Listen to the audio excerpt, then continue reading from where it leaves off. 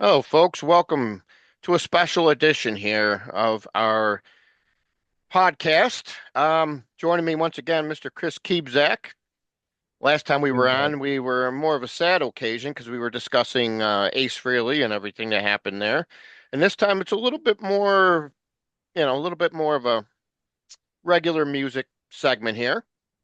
And we're gonna give you our takes on this whole Ricky Rockett from Poison versus Pete Evick of the Bret Michaels band and Bret Michaels and this whole Poison fiasco that seems to be going on right now. And it's really odd. Today's the day actually that all of a sudden Motley Crue comes out of the woodwork and announces a big, I don't know how many dates, but it looks like at least 40 or close to 40, you know, with Tesla and Extreme hitting all the sheds. I'm going, wow, Vince had all those strokes, and I'm really surprised they're going to push him out on the road so quickly like that on a heavy, heavy tour. Very surprised. Let's just Yeah. hope, it all goes well for everybody. That's all we can hope for at this point. But yeah, so we're going to discuss this whole fiasco. What happened was Pete was a guest on the Hair Metal Gurus podcast, this guy who does all these famous interviews with people from the hair metal scene. And he got Pete Evick on there, and then Pete started opening up about some things, and it started leading to Poison. And some of the things he said, we won't really, that's here, near, or there. But um, so after all was said and done, Ricky Rockett responds on his social media pages. If Pete Evick thinks the Bret Michaels band is carrying the Poison torch, then Pete must be a big lighter. Keep practicing CC solos, Pete. So that kind of, like Ricky said in an interview that he did with the hair metal guru himself, like in response to all this, a couple Yeah. days later, he said if we were in the same room with each other, I'd just be nudging him within 30 seconds, saying, "I'm just pulling your leg." But since it's out there on social media, everybody takes it to heart because it just stands right there. So I get where Ricky's coming from on Pete. And of course, Pete responds. It's a lengthy response, so I'll just get the highlights of it. He goes, "Oh, Ricky Rockett, I love you, buddy. I truly do. I'm going to say this one time to you and all your fans and all the Poison fans. First is, I'm not going to fight with Ricky. I'm not going to say anything negative. He is 100% correct in his statement. CC is a hero and an influence of mine. He has also been a good friend to me on more than one occasion. Even if I play those solos note for note, they are his." So he kind of, just telling us how he feels about CC. And, obviously Pete is a big Poison fan. That's how when I met him, that's how it all, when I first met him, that's the first thing I learned about him other than Van Halen and Poison were his two influences.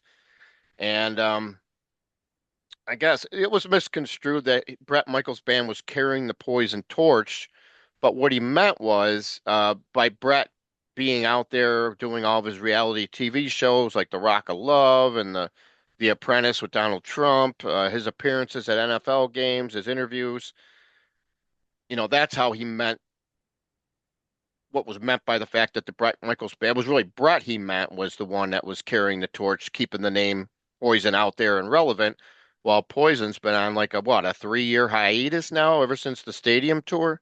Right. Did you get to see the stadium tour? No, no, I didn't. I made a promise to myself with the prices and everything like that, that if a good ticket came up, I would go. But I'm not huge into stadium shows these days, especially with the prices, the sight Mm, lines, the amount of people.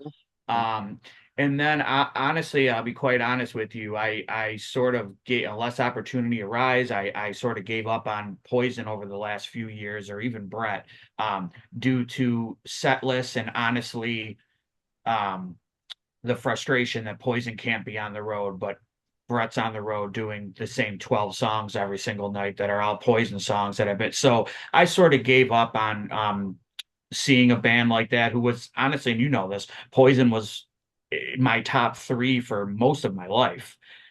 growing up, it was Kiss, Alice Cooper, and Poison. So, yeah, I no, that's Hmm. one band that I had to slowly start giving up a little bit because it just wasn't worth the ever increasing prices to go to shows to see a band play the same exact songs every year. And you actually interviewed Brett many years back there too, so that was pretty Yeah, cool. yeah, Um, so yeah, so this is another thing here. Pete said he's played Poison songs throughout his whole life. Back when he was in high school, his one of his bands at the time learned on Skinny Bop the day the video was released. I mean, this guy is a true and diehard Poison fan, so he wasn't trying to start a war or anything. He was just kind of made a few statements that were kind of taken, like Ricky said, he had to respond to it. He didn't like the way everything came across. It's like you say you're a fan, but yet you kind of insult me, so I can understand where he's coming from in a way. Um, but Pete pretty much pours his heart and soul in the rest of the email, but not nothing to really write home about. Now Ricky responds off that. Not out to get you. Pete Evick, I'm not out to get you, but your facts are not straight. CC does in fact want to tour and never's been the reason Poison doesn't tour. Hmm. Poison on tour as a band carries the torch. TV shows from 15 years ago do not. So that's a shot at Rock of Love, obviously. yeah. Sure, any amount of attention to our members, Brett or otherwise, helps with visibility, but at the end of the day, making the music and playing music as a band is the silver lining, and that's what really counts. The songs, the hits, the music that speaks to someone's soul, long haul, upstream in the sacrifice is real sauce that is Poison. I have never taken anything away from Brett, but playing our songs with other guys does not carry the torch. If anything, when done to death, it erodes the legacy eventually. So there's Ricky kind of saying the same thing you just said about playing the same old songs. It's a solo project. He Yeah. should be focusing in on a little like Tom Kiefer does it perfect. Obviously Cinderella, there's no Cinderella anymore. There never will be. So he has the right to play the Cinderella, but he'll still play like three or four of his own music. Or at least go out there and play B-sides and cuts that the fans haven't heard. Like I never understood that with Brett, which once I get the chance to say my opinion on this, you'll see what I'm Yep. saying. There's zero reason why Brett should be on the road doing it. Oh yeah. We'll get to Ricky's that. right. Ricky's right in the sense of the Poison reunions happened before Rock of Love. The Poison reunions are what brought Poison and Bret Michael back into the limelight from '99 onward. Mhm. Once the show happened, I had the opportunity to meet Bret and to interview Bret before that show ever happened. Right. And Bret was different than the Bret I met after Rock of Love happened. And that show, I feel completely compelled him to say, I can do this alone. I don't need Poison. But then you're going to go on the road and play the same 12 Poison songs that you play when it's Poison. It just doesn't make Yeah. sense. All right. So continuing on with Ricky's thing, it's almost done here. He says in Rocket Mafia, which obviously for those who might not know, Ricky's got his own band. He's been out on the road touring this past summer. He did a bunch of dates. So in Rocket Mafia, we do a couple Poison songs, but I would not fill a set with them. When I do, it's a salute, not a money grab. Brett likes to play music, and so do I. I'm ready for a Poison tour because that's where my soul is and always will be. Now, the interesting thing I found is he did this interview with the hair metal guru, and he stated this fact here. So here's where I think we got the majority. So we'll see what as soon as I'll let you chime in here once I'm done. So Ricky on the 2026 Poison tour, and this was just a week ago, 5 days ago actually, I believe. I thought it was a done deal. I was waiting for the contract to come. The reason why this contract has not gone through is because Brett wants more than the lion's share. The amount of money he wants, it's pretty much impossible to run the production of the band. He knows that. So that's, if you read between the lines, is Brett only asking for the lion's share because he does not want to bring Poison out on the road, even though the last year and a half he's been telling everybody, get ready, Poison's going to go on tour in the summer. First it was 2025, then it was 2026. Now it doesn't sound like they're gonna. And Poison puts on an elaborate stage show, so they have a great production team. Many of the people on that production team have been with Poison for years and years and years. I think Um, you know, one of them just passed away, correct? yeah, yeah, Junior, yeah, Yeah. sadly. But Brett's even taken some of those people and he's got them in his working for his solo band. So it's not like it's people we all get along and everything seems good there. But then Rikki went on to say that, he hasn't really talked to Brett. They might exchange a text here and there. So I just don't understand why, they got these guys haven't settled this up here. It makes no sense to me because you're 3 years after the stadium tour where everybody says, most of the people that went to that show say Poison was the highlight of that tour out of all the bands that were on the bill. The majority of the people are saying that. And Yeah. that's with Poison playing, I think they played 45 minutes maybe. And that's with them playing like 7 songs. And that's with a freaking 15-minute version of Your Mama Don't Dance, Yeah. which was ridiculous. I'm just saying it like it is.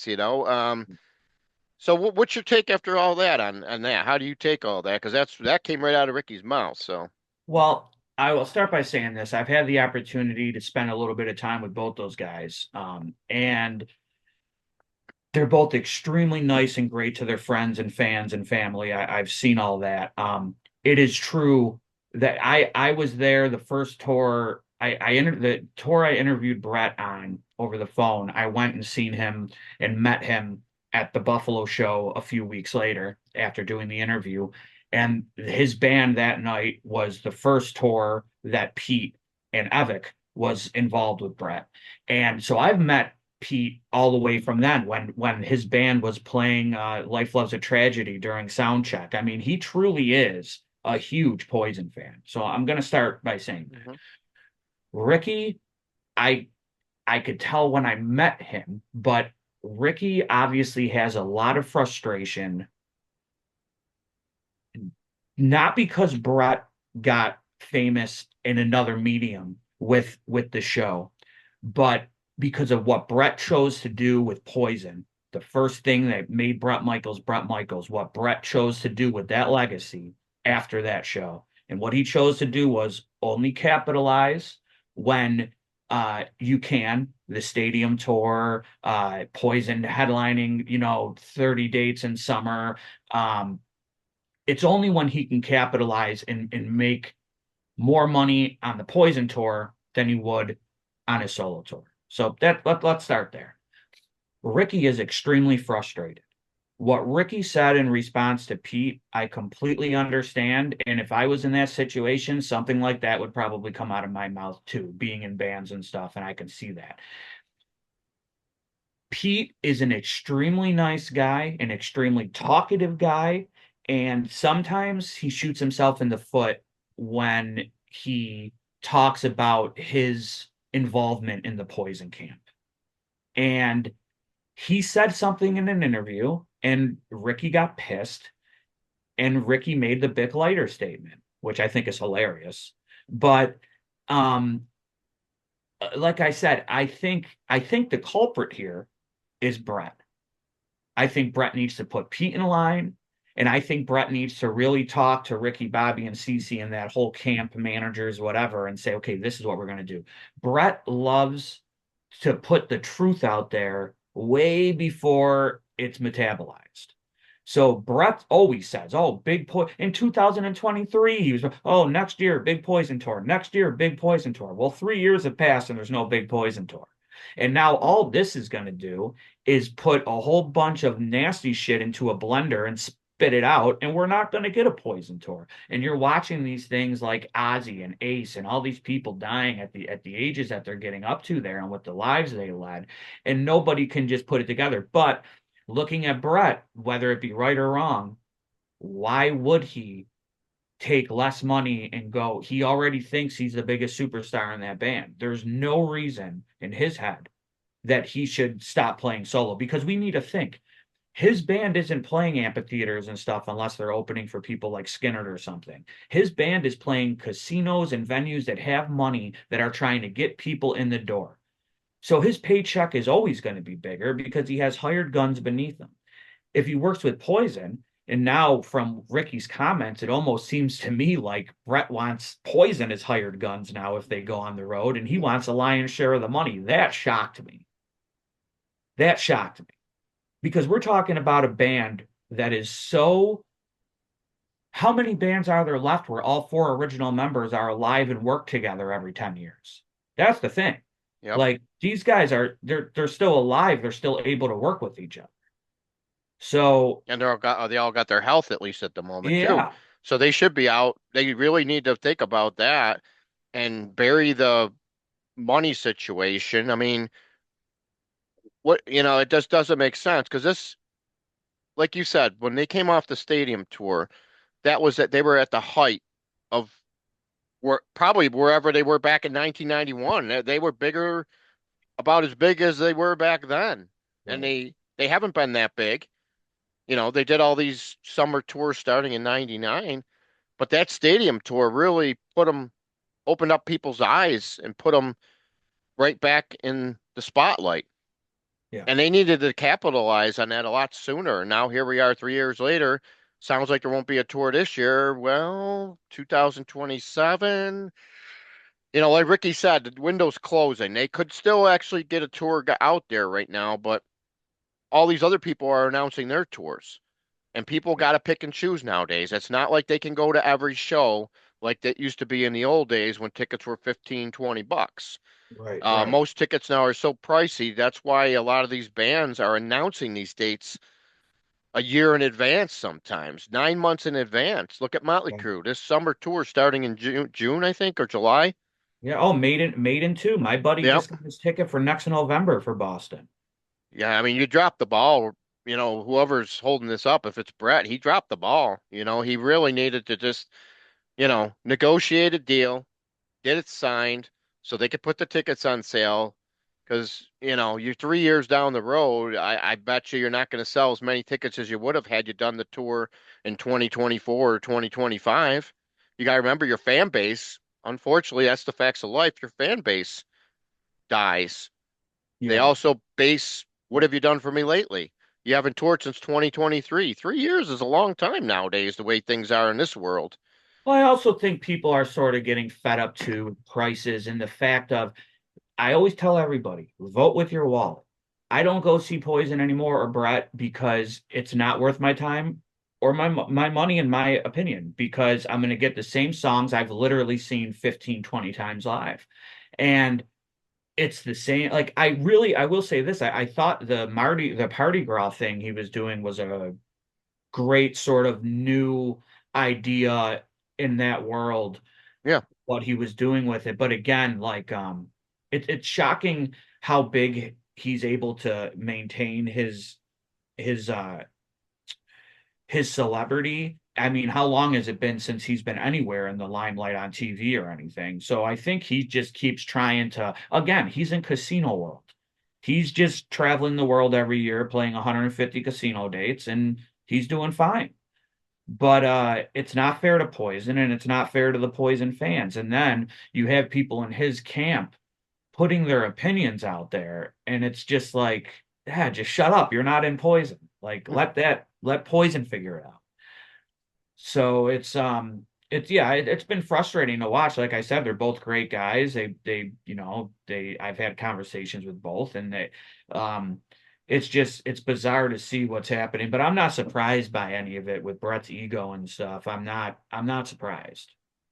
I mean, the one thing I think is, like you said, it's the same old set list night after night.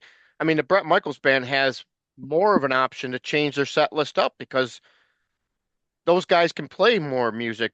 Pete Evick knows songs from every hair band out there he could play if he wanted to. Right. Um, so why they haven't played a few of the solo songs? He's had a lot of great solo songs, Brett, early on in the Songs of Life and a couple other ones after that. Right. Um, and then, if you're gonna do, why Your Mama Don't Dance is a classic example. I always hate to bring this up, but it's the truth. I mean, nobody can stand that song. Yeah. You're playing, you know, it used to be in the day and age where Brett was playing like Bon Jovi to soccer moms. But you got Right. to remember, the soccer moms are older now. They're not called soccer moms anymore. That was Yeah. what they were like 15 years ago. Now they Yeah. all have grown children, Yeah. and a lot of them have grandchildren. Right. Right. So that's why, yeah, Brett could keep doing what he's doing, but, he really needs to realize there's other fans out there who are not happy with seeing the same songs over and No, over. and There's, I also feel like in his solo band that over the years, because I've seen it since the first solo tour he did in the early 2000s, 2003, I've seen every single one up until he started really saturating the market, and I was like, I'm done. But I've seen six, seven, eight Brett solo shows. And for a while, he was doing good songs and they were fast paced and it, but now even Cat Dragged In and stuff is just pulled back to like this country rock hall and everything just sort of sounds slow and climbing and it yeah. I don't know. I think he's sort of cheapening the brand with what he's doing now. Again, I would go see Rocket Mafia. I've been waiting for them to announce a small show around here. I would go see Rocket Mafia on the snap of a finger over Bret Michaels because I Well, know I'm going to get true to the passion. They're playing songs they want to play covers. They're playing a couple originals. He's pulling out songs like Cry Tough and one, two or three Poison songs here or there that aren't the norm, and I love that. Um, but going to see Brett, it seems so fake to me these days, in all honesty. Um, but like from the videos and everything else, when you get Poison back together, it's the same vibe that it's always been. So it's still there. The possibility is still there.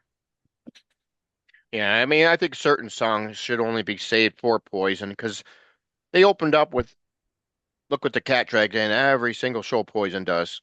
Yeah. And it's hard not to see them. I mean, I think once they opened up with Talk Dirty to Me one tour, Yeah, they did. It was the Hollywood tour.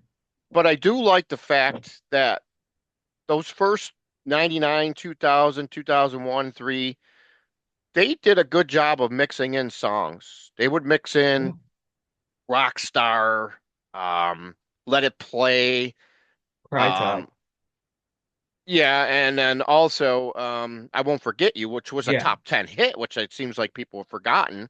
Yeah. Everybody knows the song, but for some reason Brett doesn't want to play it, which maybe he'll save it for Poison. I don't know. Right now at this point, we don't even know what's going on with Poison, so it's kind of hard to say.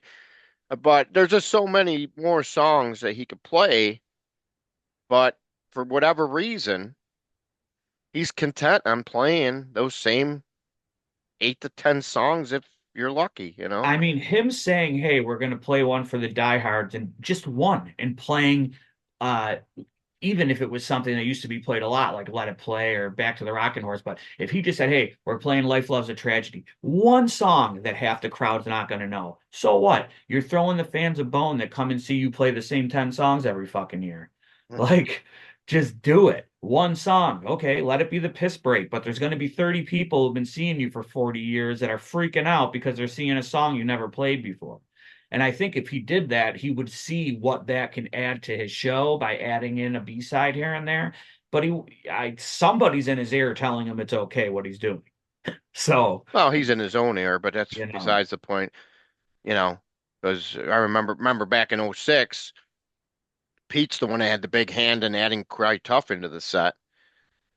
I well, was at that yeah. show and they added it in there during the sound check, and that was the first night they played it right in the middle of the Well, tour. you had a big, didn't you? You sort of mentioned it, didn't you? Well, I didn't have anything to do. I didn't even know they were going to play it during sound check. That was Yeah, like I got there and all of a sudden we're doing a sound check, and I remember the production guy was pissed, but because he was thinking it was going to be an easy sound check, get them in and get them out, but it wasn't.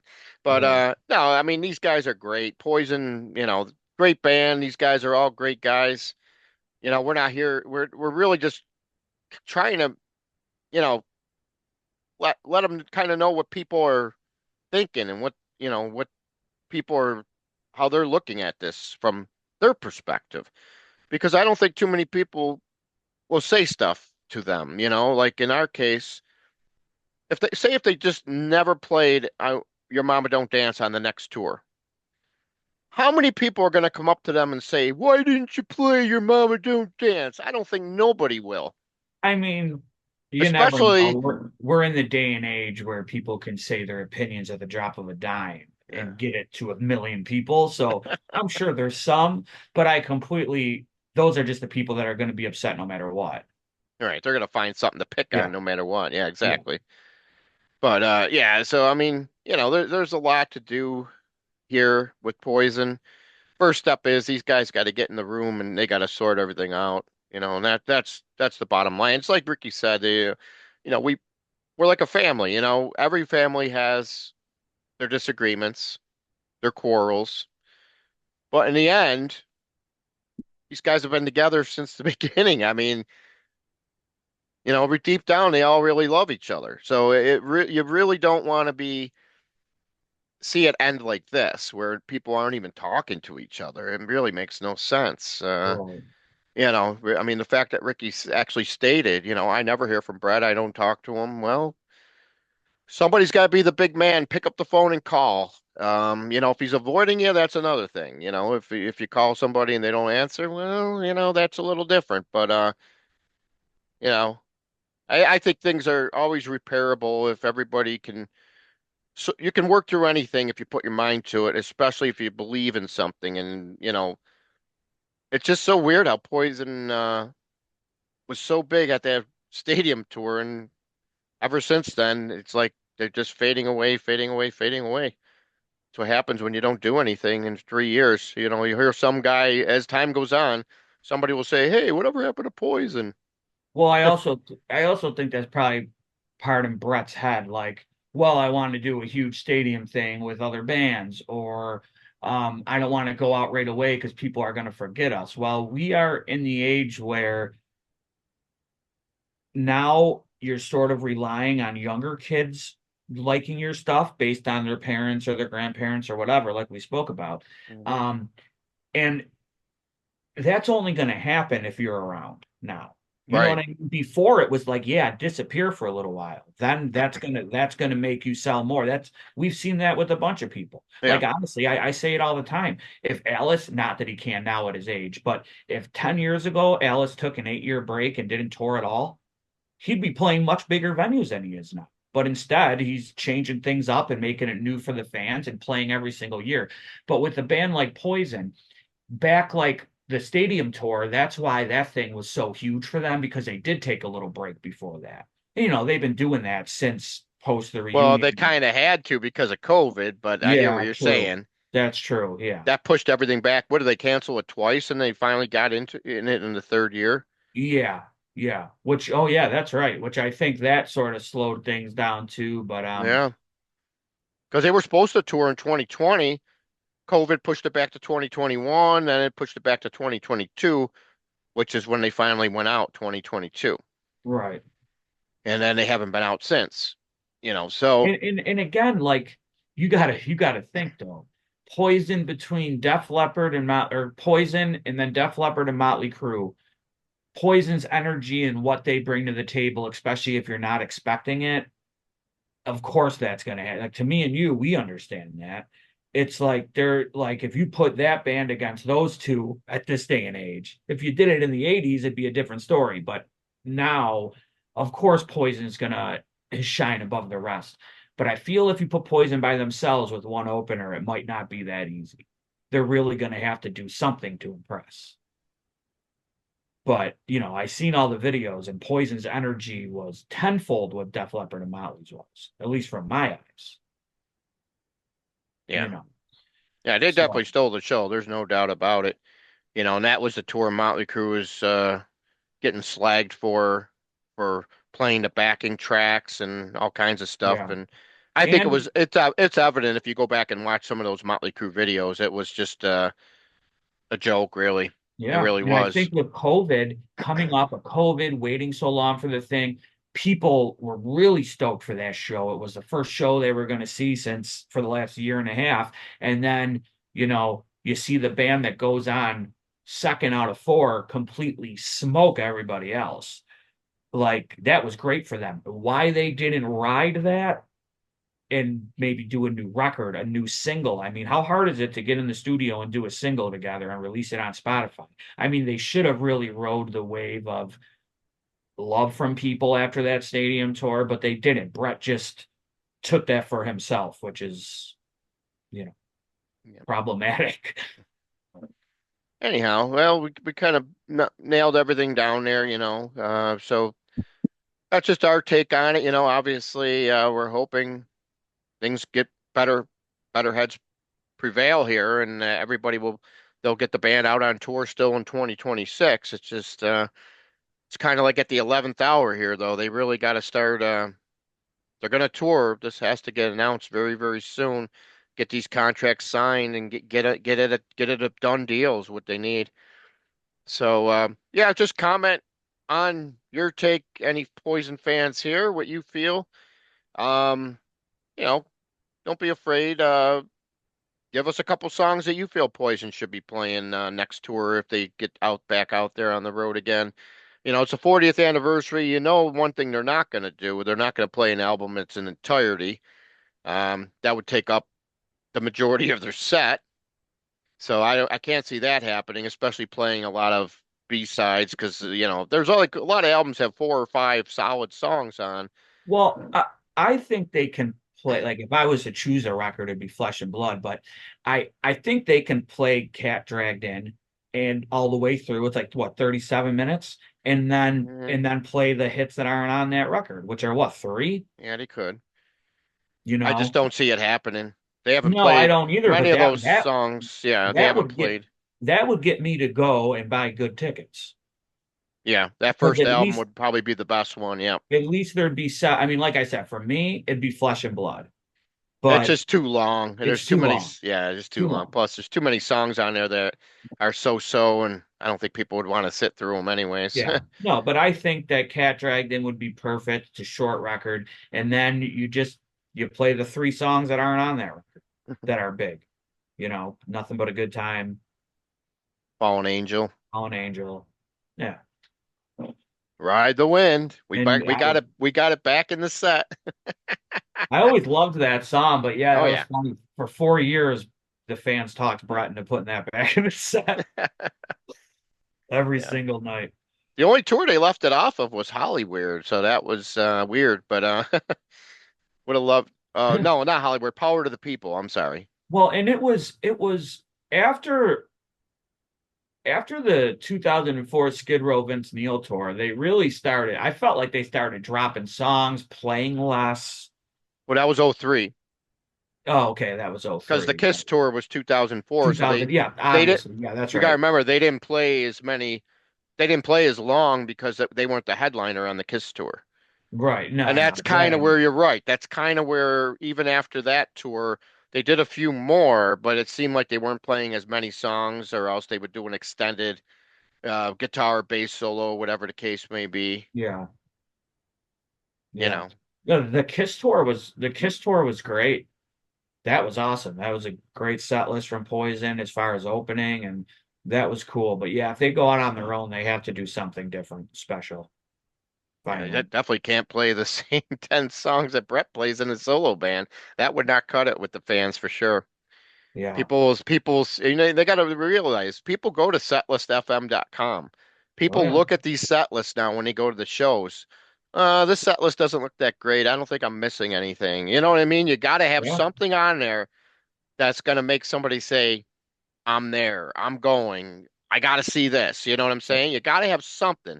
And I think you're right. Life Loves a Tragedy would definitely be there. Right. But I talked to Rikki many years ago about that song, and he just said it's just so hard to play live. But the thing I don't understand is why would you have to play it exactly like on the record? You don't have to. I You could know. change it Right. up a little bit. If you got hard parts on it, what's the word I'm looking for? Change it up. Yeah, no, we do. My band does that all the time. If there's something, it's like, hey, this is going to make it easier to play live and go wild when we're playing it. They're not going to know the difference. Let's do it. Like that, we do that constantly. Like, and so do a lot of other bands. Exactly. I'm not saying change the style of the song. No. do a cover of it, but there's things that you can change and move in and out or tune lower or whatever to fit the voice. And I understandably we're talking about a song that's extremely hard to sing. But you know, so that would be a problem. I have some great memories of Poison, and I just wish they'd get their shit together, pick a couple bands to go on the road with, and go and do a 15 song set and do it right. That's all. All right. Well, we'll see what happens. You know, all you can do is take it one step at a time here. The first step, they got to see if they can get those contracts signed, get the tour booked, get some opening bands on there. Got to have a good package, like they did that one year with Cheap Trick. That was a good package. They have many great packages over the years. I thought many of those packages they did back in the early 2000s Oh, they were were great. pretty cool. The Quiet Riot, Enough's Enough, Warrant. Warrant, and then the probably the best one for me, the best package is a four band set that they did was the Power to the People, where they had Slaughter, Dokken, Cinderella, and Poison. I just don't think it Yeah. ever got any better than Was that. I that Power really to the don't. People or was that 99? That was Power to the People. It was Power to the People. Because Power to the 99, People didn't come here. right. Because the Yeah. first time I seen them was in '01 at that Glam Slam Metal Jam. Yep. Yep. Yeah, so the 99 it was pretty much LA Guns when Jizzy Pearl was in them. They opened. Great White came on second.